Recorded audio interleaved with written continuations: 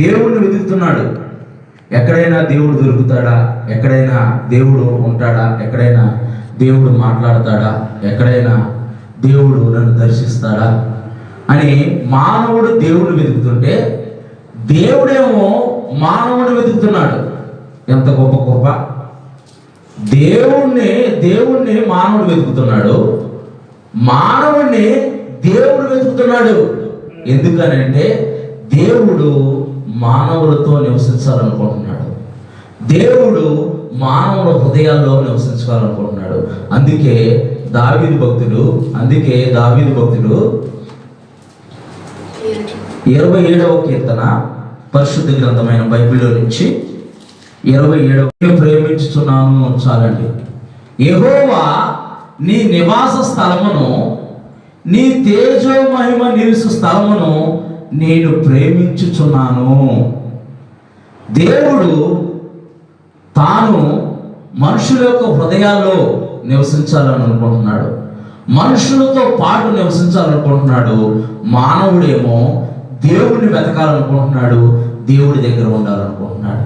దావీదు అంటున్నాడు, యెహోవా నీ నివాస స్థలమును, నీ తేజో మహిమ నిలుచు స్థలమును నేను ప్రేమించుచున్నాను. నీ నివాస స్థలాన్ని నేను ప్రేమించుచున్నాను. నువ్వు ఎక్కడైతే నివసించాలనుకుంటున్నావో, ఎక్కడైతే నీవు ఉండాలని అనుకుంటున్నావో నా హృదయంలో నీకు చోటిస్తున్నానయ్యా.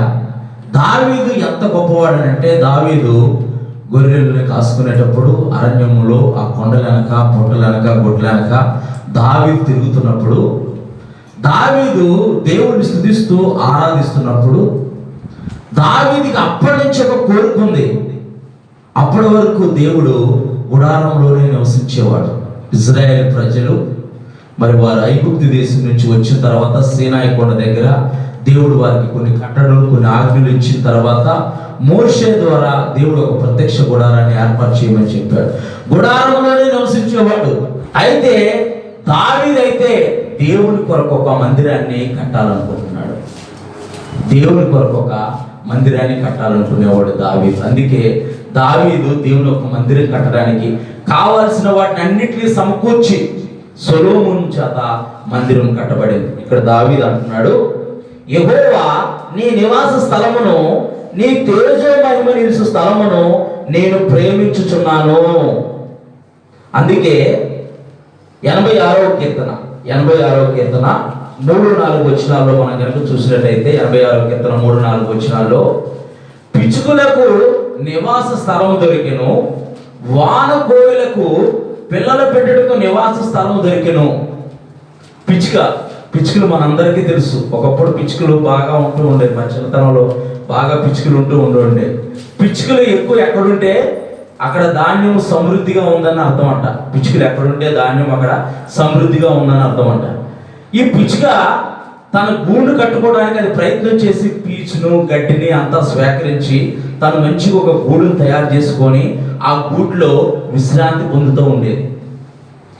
అయితే ఇక్కడ కోరా కుమారుడు రాసిన 84వ కీర్తనలో, పిచ్చుకలకు నివాస స్థలం దొరికెను, పిల్లలు పెట్టుటకు వాన కోయిలకు గూడి స్థలము దొరికెను. పిచ్చుక తన గూడిని కట్టుకొని దాంట్లో విశ్రాంతి నొందింది. అలాగే దేవుడు కూడా పరలోకాన్ని విడిచిపెట్టి, పరలోకాన్ని దేవదూతల్ని విడిచిపెట్టి పనికిమాలిన వారును, ఎందుకు పనికిరాని వారమైన మన హృదయాల్లో దేవుడు నివసించాలనుకుంటున్నాడంటే ఎంత గొప్ప భాగ్యం! ఎందుకు పనికిరాని మానవుని యొక్క హృదయాల్లో దేవుడు నివసించాలని ఆశపడుతున్నాడు. దేవుని యొక్క మహిమతో దేవుడు మానవ యొక్క హృదయాల్లో నివసించాలని ఆశపడుతున్నాడు. అందుకే యేసు ప్రభువారు ఈ భూలోకానికి వచ్చారు. ఎఫెసీయులకు రాసిన పత్రిక 2వ అధ్యాయం 22వ వచనంలో, ఆత్మ మూలముగా దేవునికి మీ నివాస స్థలమై ఉండుటకు ప్రభు అయిన యేసుక్రీస్తు రక్తం ద్వారా విమోచింపబడిన మానవులమైన మనలను ఆయన సమకూర్చుకొంచున్నాడు. యేసు ప్రభువారి పరిశుద్ధ రక్తం ద్వారా మనందరినీ ఆలయాలుగా ఆయన సిద్ధపరుస్తున్నాడు. ఆలయాలుగా మనల్ని అందరినీ ఆయన కడుతున్నాడు. అందుకే లోకములో ఉన్న ఈ గుడారం శిథిలమైపోయినను, మనుషుల చేత కట్టబడిన ఈ గుడారం శిథిలైపోయినను, దేవుని చేత కట్టబడిన ఈ యొక్క మన శరీరం అనే ఆలయంలో దేవుడు నివసించాలని కోరుతున్నాడు. ఆయన హస్తకృత్యమైన ఆలయంలో నివసించేవాడు కాదు. అవి ఆయన ఘనత కొరకు కట్టబడినవే, ఆయన నామ మహిమార్థమై కట్టబడినవే. కానీ ఆయన ఎక్కడ నివసించాలనుకుంటున్నాడంటే మానవుని యొక్క హృదయాల్లో ఆయన నివసించాలని అనుకుంటున్నాడు. యేసు ప్రభువారి రక్తం ద్వారా మానవులందరినీ ఆయన ఆలయాలుగా సిద్ధపరుస్తున్నాడు.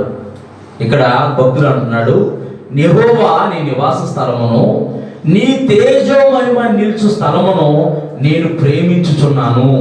దేవుని యొక్క తేజోమహిమ ఎలా ఉందో మనం చూద్దాం. అసలు ఆ తేజోమహిమ అంటే ఎవరు? దేవుని యొక్క తేజోమహిమని భక్తులు ప్రేమిస్తున్నానని అంటున్నాడు. ఆయన నివాస స్థలాన్ని ఆయన ప్రేమిస్తానని అంటున్నాడు. అసలు ఆ దేవుని యొక్క తేజోమహిమ మానవుడు చూడగలిగాడా? అసలు చూడగలుగుతున్నాడా దేవుని యొక్క తేజోమహిమని? ఒకసారి చూద్దాం. నిర్గమాకాండము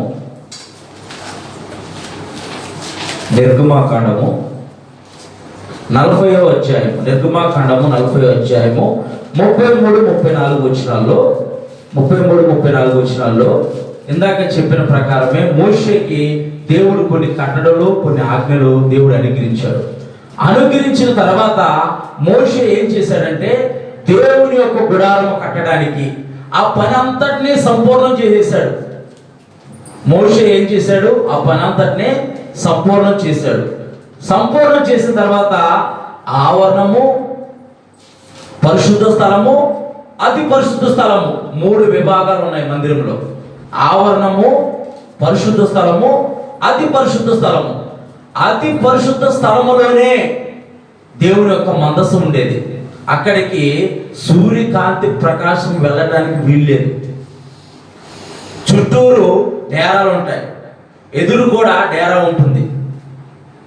ప్రధాన యాజకుడు ఒక్కడే సంవత్సరానికి ఒక్కసారే దాంట్లో ప్రవేశిస్తాడు.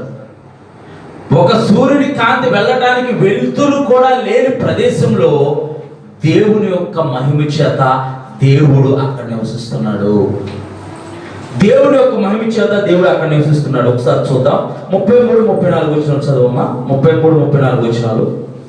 మరియు అతడు మందిరమునకు బలిపీఠమును చుట్టూ ఆవరణమును ఏర్పరిచి ఆవరణ ద్వారపు తెరను వేసెను. అలాగున మోషే పని సంపూర్తి చేసెను. అప్పుడు మేఘము ప్రత్యక్ష గుడారమును కమ్మగా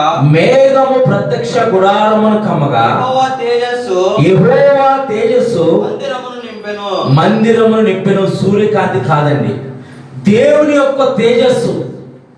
అతి పరిశుద్ధ స్థలములో దేవుని యొక్క తేజస్సు, దేవుని యొక్క మేఘము, దేవుని సన్నిధి దిగి వచ్చింది.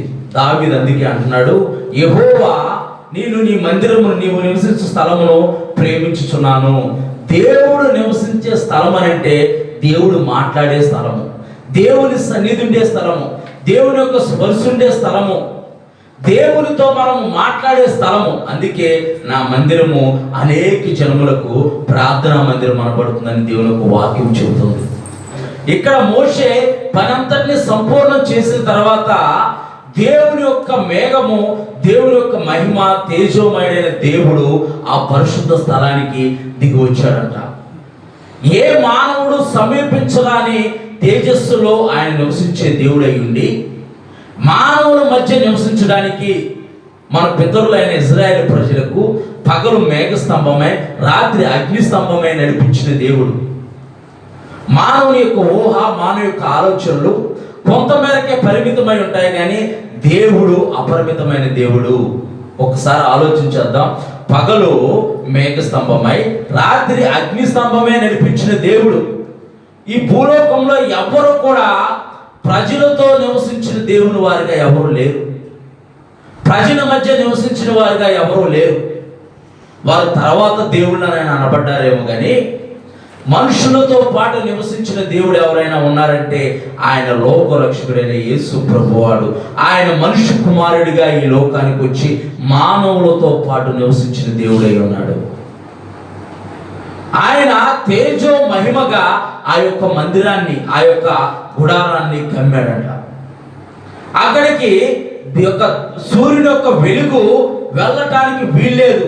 దేవుడు కనుక అక్కడ నివసించకపోతే అక్కడ చీకటే ఉంటుంది.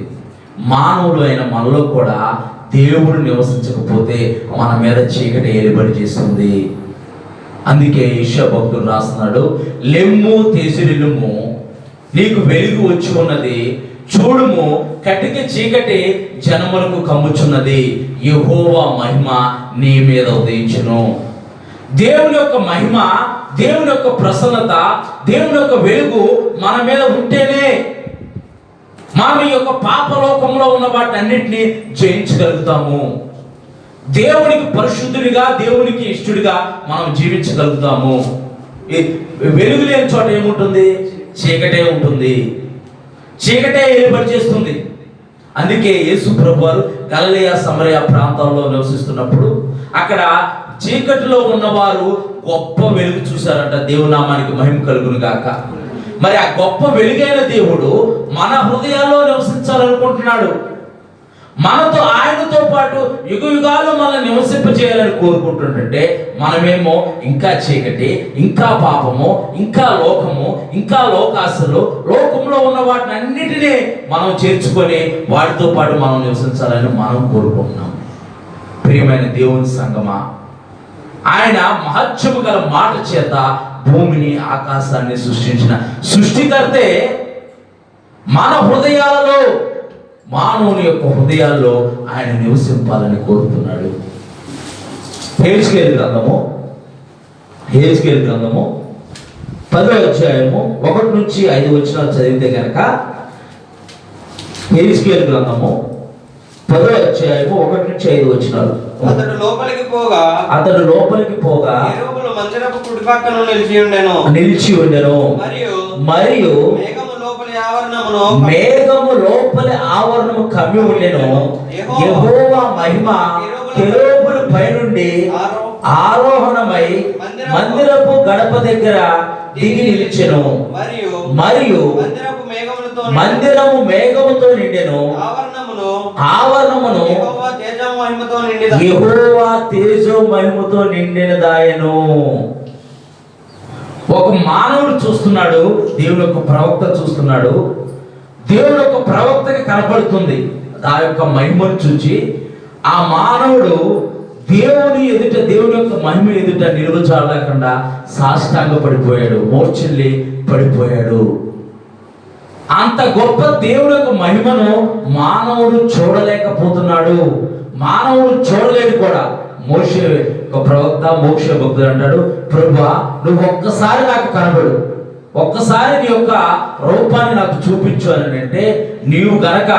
అందుకే ఇందాక మనం చదువుకున్న యోబు గ్రంథంలో మనుషుడు దేవుని దృష్టికి ఎలా నీతిమంతుడు కాగలడు, మనుషుడు దేవుని దృష్టికి ఎలా నిర్దోషి కాగలడు. అతను నిర్దోషిగా నీతిమంతుడిగా అవ్వాలనంటే యేసు ప్రభువారి రక్తం ద్వారానే. మనము దేవుని వద్దకు చేరగలుగుతున్నామనంటే ఆయన పరిశుద్ధ రక్తం ద్వారానే మనము నీతిమంతులుగా, నిర్దోషులుగా తీర్చబడ్డాము. కనుకే ఆయన యొక్క పరిశుద్ధ సన్నిధిలోకి మనము ధైర్యంగా చేర్చగలుగుతున్నాము, ధైర్యంగా మనం చేరగలుగుతున్నాము.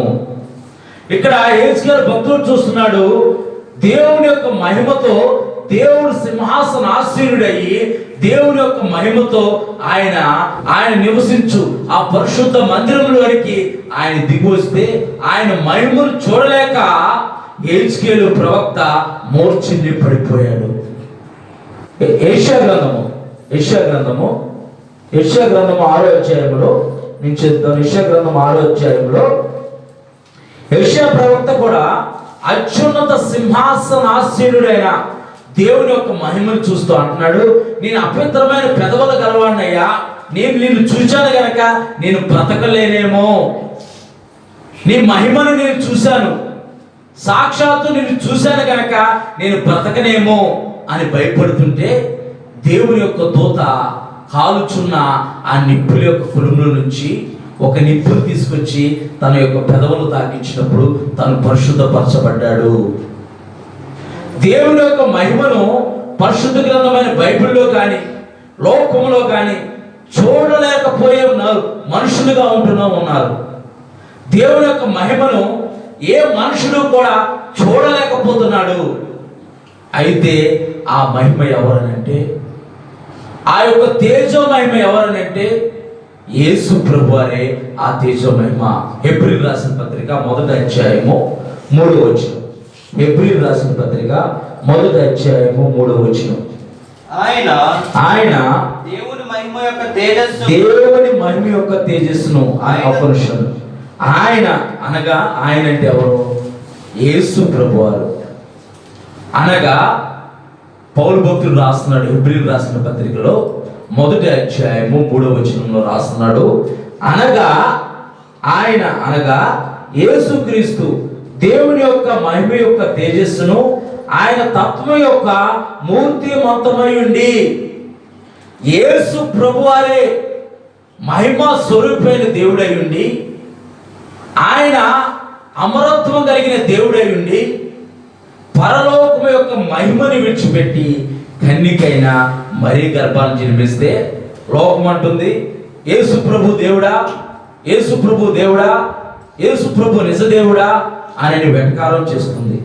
ఆయన మాట చేత భూమిని ఆకాశాన్ని సృజించిన దేవుడు, ఆయన మాట చేత చనిపోయిన వారిని బ్రతికించిన దేవుడు, ఆయన మాట చేత పుట్టినది మొదలుకొని పుట్టువారైన వారిని నడిపించిన దేవుడు, ఆయన మాట చేత కుష్ఠరోగుల్ని స్వస్థపరిచిన దేవుడు. అంత గొప్ప దేవుడిని పట్టుకొని మనుషులు ఏమంటున్నారంటే వెటకారం చేస్తున్నారు, వాళ్ళకి ఇష్టానుసారంగా మాట్లాడుతున్నారు. ఆ 3 మేకులు పీక్కోలేని వాడు దేవుడు ఎలా అవుతాడు అని అంటున్నాడు.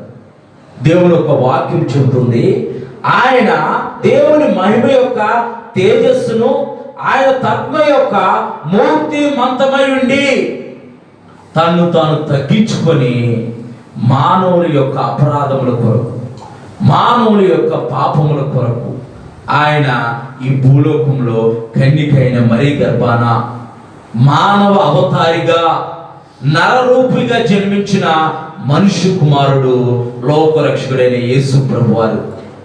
అందుకే దావీదు భక్తుడు అన్నాడు, నీ తేజో మహిమను అప్పట్లో పాత నిబంధన కాలంలో ఆయన మహిమా స్వరూపుగానే కనిపించాడు. ఆయన మహిమా స్వరూపుగానే కనిపించాడు. మహిమా స్వరూపిగా కనిపిస్తేనే మానవుడు చూడలేకపోయాడు, మానవుడు తట్టుకోలేకపోయాడు, మానవుడు దేవుని యొక్క సన్నిధికి సమీపించలేకపోయాడు. మూర్ఛిల్లి పడిపోయిన వారు ఒకళ్ళు, నేను బతకలేను అని అన్న వారు ఒకళ్ళేమో మోషే అయితే దేవుని యొక్క దర్శనాన్ని కోరినప్పుడు మోషే దేవుని యొక్క వెనక వెలుగును చూస్తేనే తను ముఖానికి తన యొక్క దుప్పట్లు కప్పుకున్నాడంట చూడలేక. మరి అలాంటి గొప్ప దేవుడు, అలాంటి మహిమ తేజస్సు కలిగిన దేవుడు అక్కడ దాకా ఎందుకండి? మనము సూర్యుని చూడగలుగుతామా? మనకు వెలుగునిస్తున్నాడు. బి విటమిన్, సూర్యుని వల్ల బి విటమిన్ కలిగింది. మనకి సూర్యుని ఇచ్చిన వెలుగునే మనము 1-2 నిమిషాలు చూడలేము. 1-2 నిమిషాలు సూర్యుడి వైపు చూసి మనము ఇట్లా కిందకు చూస్తే కనుక అంతా మచ్చలుగా చుక్కలుగా కనపడతాయి. లేకపోతే ఇప్పుడు ఎండాకాలం స్టార్ట్ అయింది.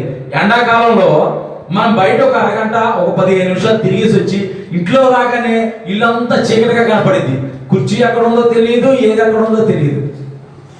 మరి దేవుడు సృష్టించిన సూర్యుని యొక్క వెలుగును చూసే మనిషి తట్టుకోలేకపోతుంటే నిజంగా ఆయన యొక్క మహిమ యొక్క తేజస్సుతో ఆయన మహిమా రూపిగా దిగి వస్తే మానవుడు తట్టుకోగలుగుతాడా? మానవుడు చూడగలుగుతాడా దేవుణ్ణి? అసలు చూడలేదు కదా, సమీపించలేడు.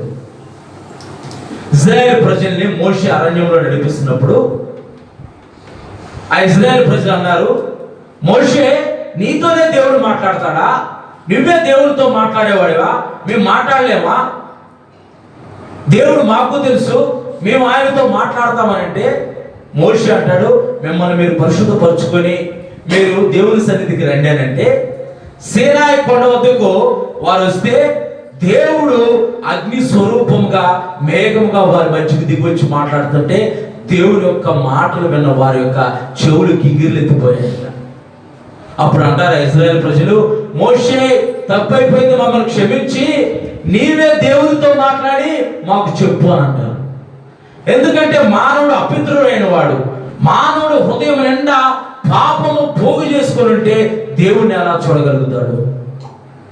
అందుకే దేవుడు మహిమ స్వరూపైన దేవుడు, తేజో మహిమైన దేవుడు మానవ అవతారిగా ఈ లోకంలోకి దిగి వచ్చారు. యేసు ప్రభువారు ఈ లోకంలో జీవిస్తున్న కాలంలో పేతురును, యాకోబును, యోహానును వెంటబెట్టుకొని ఎత్తైన ఒక కొండ మీదకి వెళ్ళాడు. ఎత్తైన ఒక కొండ మీదకి వెళ్ళి ఆయన రూపాంతరం పొందినప్పుడు దేవుని యొక్క మేఘము కొండంతా కమ్మి ఉంటే ఆ వెలుగుని యాకోబు, యోహాను, పేతురు చూడలేకపోయారు. ఆయన వస్త్రాలు ఎలా ఉన్నాయని చెప్పేసానండి మార్కు సువార్త, ఈ యొక్క లోక సువార్తలో రాయబడి ఉన్నాయనంటే ఈ లోకములో ఉన్న ఏ చాకలి వాణి కూడా ఉతికినా సరే అంత తెల్లగా ఉండవంట.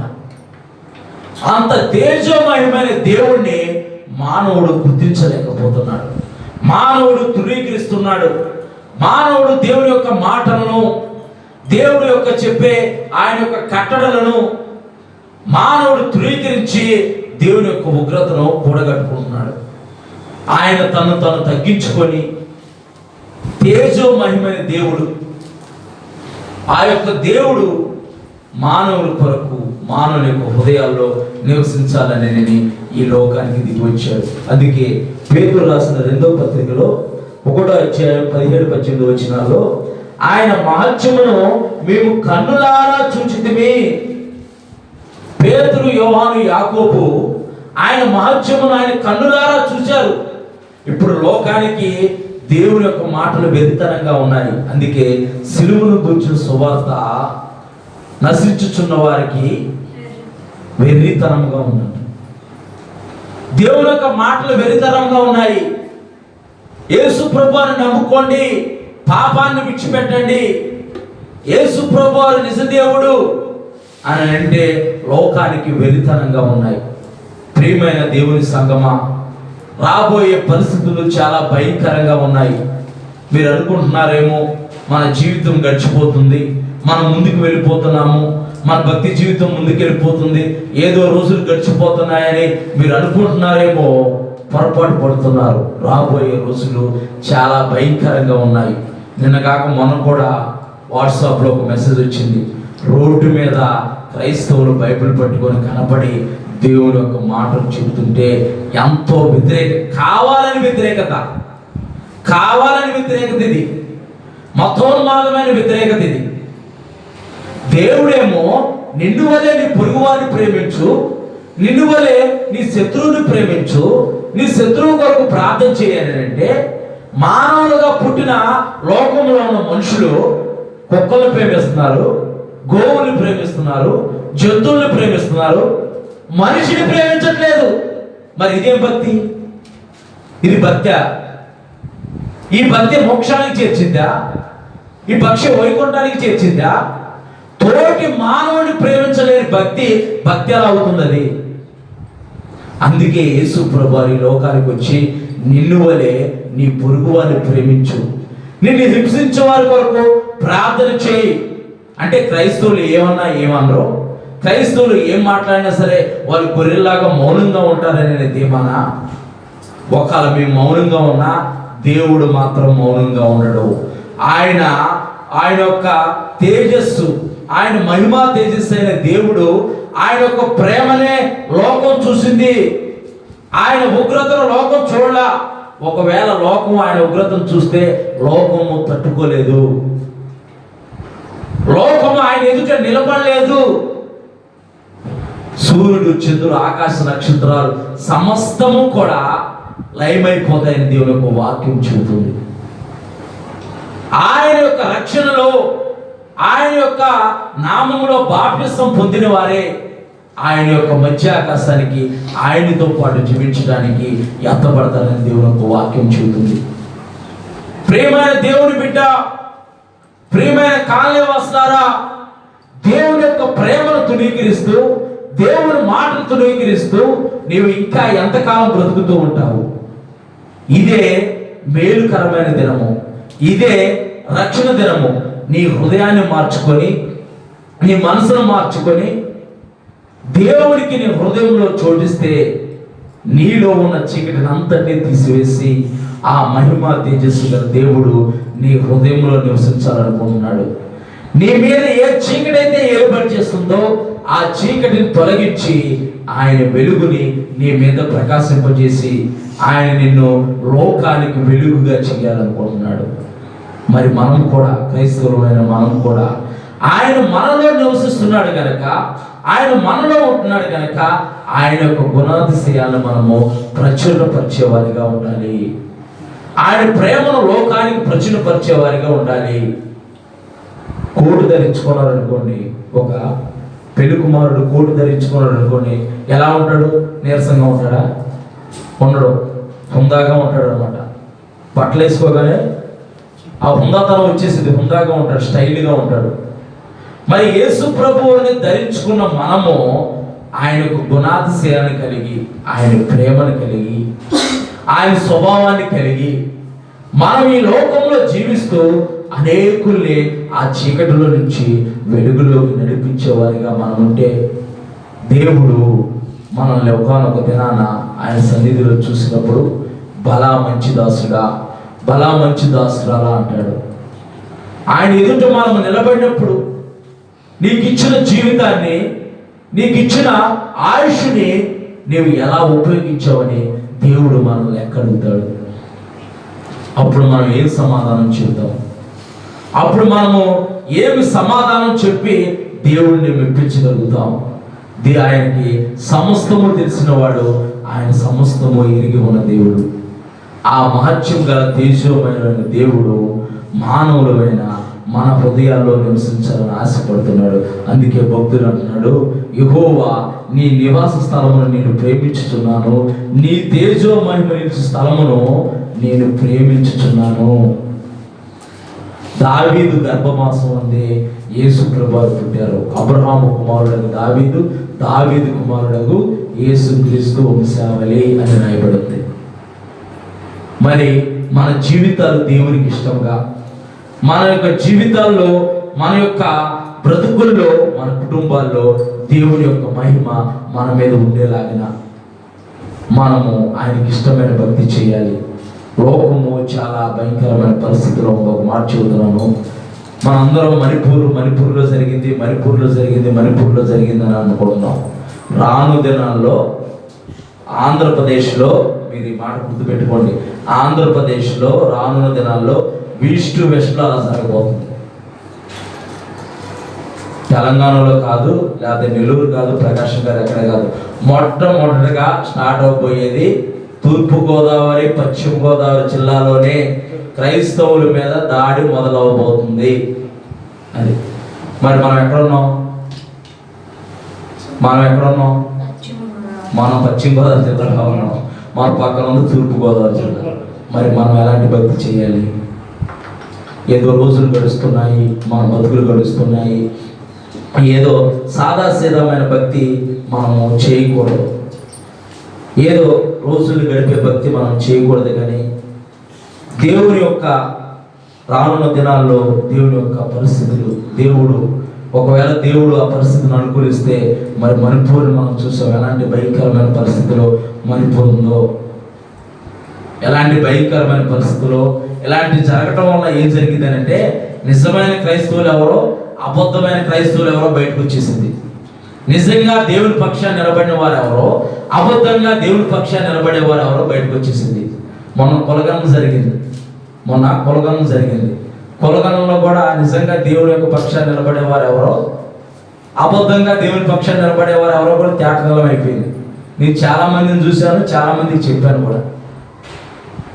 అందుకే రానున్న దినాలు చాలా భయంకరమైన పరిస్థితుల్లో మనం ఎదుర్కొనబోచున్నాము. కరోనా వచ్చినప్పుడు అంత లోకమంతా భయంకరమైన పరిస్థితులు ఉంటే, దేవుడు నీ పక్షాన, నా పక్షాన, మన అందరి పక్షాన నుండి మనల్ని కాపుదల నుంచి, మనకు క్షేమం ఇచ్చి, మనకు ఆరోగ్యం ఇచ్చి, మనకు బలపరిచారు. మరి మనం యథార్థమైన, నిజమైన, ఆయనకి ఇష్టమైన భక్తి చేసేవారిగా ఉంటే ఆయన కాపుదల, ఆయన క్షేమము, ఆయన భద్రత ఎల్లప్పుడూ మనతో ఉండింది. అటువంటి కృప పరిశుద్ధాత్మ దేవుడు మనందరికీ అనుగ్రహించిన గాక. అందరం తలలో వచ్చి ప్రార్థన చేసుకుందాం. అందరూ తల వచ్చి ప్రార్థన చేసుకుందాం. అందరూ తల వచ్చి ప్రార్థన చేసుకుందాం. అవును ప్రభా, నీవు మహిమ స్వరూపైన దేవుడివి, నీవు మహోన్నతులైన దేవుడు ప్రభా, నీవు తేజోమైన దేవుడివి. నీ యొక్క స్వరూపాన్ని కానీ నీ మహిమని కానీ తండ్రి ప్రభా ఎవ్వరు ఈ భూమి మీద పుట్టిన ఏ నరుడు కూడా ప్రభా చూడలేడు నాయన. అంత గొప్ప తేజస్సు కలిగిన దేవుడు, అంత మహిమ కలిగిన దేవుడు ప్రభా. అలాంటి గొప్ప తేజస్సు మహిమ కలిగిన దేవుడు వై ఉండి మానవులమైన మా హృదయాల్లో, పనికిమాలిన వారమైన మా హృదయాల్లో, ఎందుకు పనికిరాని వారమైన మా హృదయాల్లో పరలోకాన్ని విడిచిపెట్టి దేవదూతలను కూడా విడిచిపెట్టి దేవదూతలు నిత్యము ఆయన్ని స్తుతిస్తూ ఆరాధిస్తూ ఉంటాయండి. మనమైతే మనకు నచ్చినప్పుడే మనం స్తుతిస్తాం, కానీ దేవదూతలు నిత్యము, దేవదూతలు కూడా చూడలేనంత మహిమ కలిగిన దేవుడండి. ఆ యొక్క శిరోబులకు కెరూబులకు 6 రెక్కలు ఉంటాయి.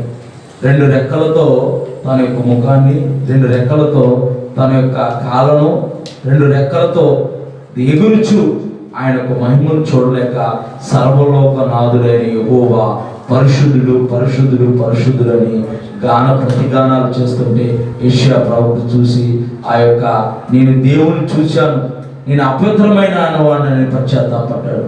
మనం కూడా ఈ యొక్క ఉదయకాల సమయంలో ఆయన పునరుద్ధాన ఆరాధనలో మనం కూడా మన హృదయాన్ని ఆయన సన్నిధిలో కుమ్మరించుకుందాం. అవును ప్రభా, ఇప్పటి వరకు ప్రభా నేను నాకు నచ్చినట్టు నేను జీవించానేమో దేవా. అయ్యా ఒకవేళ తండ్రి ప్రభా నిన్ను తండ్రి ప్రభా నిర్లక్ష్య పెట్టానేమో, నీవు మహత్యం గల దేవుడై ఉండి కూడా నీవు నాలో నివసిస్తున్నావని నేను గుర్తెరగక తండ్రి ప్రభా నేను ఒకవేళ నిన్ను నిర్లక్ష్య పెట్టానేమో. అయ్యా దయతో మమ్మల్ని క్షమించు ప్రభా, దయతో నన్ను క్షమించు ప్రభా. నీవు నాలో నివసిస్తున్నావు కనుక ఏ చీకటి ప్రభా నాలో లేకుండా నీ వెలుగుతో నింపబడింది నాయన. అనేక మంది చీకటిలో ఉంటున్నారు నాయన, వారిని కూడా నీ వెలుగులోకి నడిపించండి. ఈ కాలంలో ఉంటున్న అనేకులు ప్రభా పాపం అనే చీకటిలో, వ్యసనాలు అనే చీకటిలో, ఆయా బంధకాలు అనే చీకటిలో ప్రభా, అపవిత్రత అనే చీకటిలో నివసిస్తున్నారు నాయన. వారందరినీ నీ వెలుగులోకి నడిపించండి, నీ ఆశ్చర్యకరమైన వెలుగులోకి వారిని నడిపించండి ప్రభా. కాలనీలో ఉన్న ప్రతి కుటుంబాన్ని మీరు జ్ఞాపకం చేసుకోండి. వారి గృహాలు కట్టుకుంటున్నారు నాయన, ఆ గృహాలు త్వరగా పూర్తవడానికి మీరు సహాయం దయచేయండి ప్రభా. వారు చేస్తున్న పనుల్ని, వ్యాపారాలని, పాడి పంటల్ని, కుటుంబాలని, బిడ్డల్ని ప్రభా మీరు దీవించి ఆస్వాదించండి. అలాగే ప్రత్యేకంగా ఈ యొక్క ఉదయకాల సమయంలో వచ్చిన తండ్రి ప్రభా ప్రతి కుటుంబాన్ని మీరు జ్ఞాపకం చేసుకోండి ప్రభా. ప్రతి కుటుంబాన్ని మీరు దీవించండి పేరు పేరున. వారికి ఏ అవసరాలు ఉన్నాయో, ఏ పరిస్థితుల్లో ప్రభా నీ యొక్క తండ్రి కనిపెట్టి ప్రార్థిస్తున్నారో ఆ ప్రార్థనకు మీరు జవాబు అనుగ్రహించండి ప్రభా. వారిని నిత్యముగా మీరు ఆస్వాదించండి.